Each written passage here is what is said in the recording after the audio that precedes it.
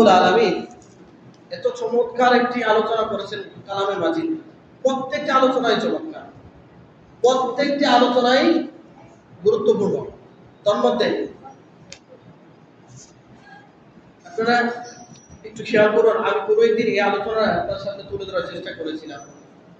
সূরা আলে ইমরানের 110 নম্বর আয়াত, সূরা আলে ইমরানের 110 নম্বর আয়াত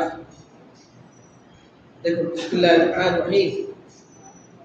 কুনতুম খায়রা উম্মাহ উখরিজাত লিন-নাস তা'মুরুনা বিল মা'রুফ ওয়া তানহাউনা 'আনিল মুনকার ওয়া তু'মিনুনা বিল্লাহ।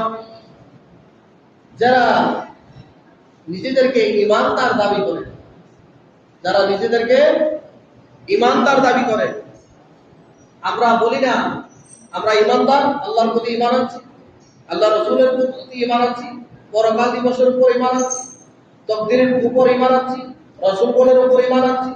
তাদেরকে আল্লাহ তাআলা বলতেছেন মানব জাতির মধ্যে ওই মানুষটা হচ্ছে সবচেয়ে দামি মানুষ। সুবহানাল্লাহ বলেন। মানুষের মধ্যে সবাই দামি না, ওই মানুষটা সবচেয়ে দামি মানুষ। মানব জাতির মধ্যে, মানুষের মধ্যে সেই মানুষটা সবচেয়ে শ্রেষ্ঠ মানুষ, সর্বোৎকৃষ্ট মানুষ, যে মানুষটা তা'মুরুনা বিল মা'রুফ, নিজে সৎ কাজ করে, সৎ কাজ করার জন্য মানুষকে আহ্বান করে। এই যে কথাগুলো বলতেছি, এটা সৎ কাজ না অসৎ কাজ? আপনাদেরকে ভালো পথে আহ্বান করতেছি না মন্দ পথে? ভালো পথে। হ্যাঁ, তারপর ওয়াতানহাউনা আনিল মুনকার, এবং সে অসৎ কাজ করে না, অসৎ কাজ যারা করে তাদেরকে বাধা দেয়। সে অসৎ কাজ থেকে বিরত থাকে এবং অসৎ কাজ যারা করে তাদেরকে কি করে? বাধা দেয়।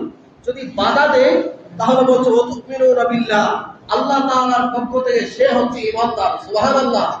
সে যে ঈমানদার, এই মানুষটা হচ্ছে পৃথিবীর মধ্যে সবচেয়ে দামি মানুষ। সুবহানাল্লাহ।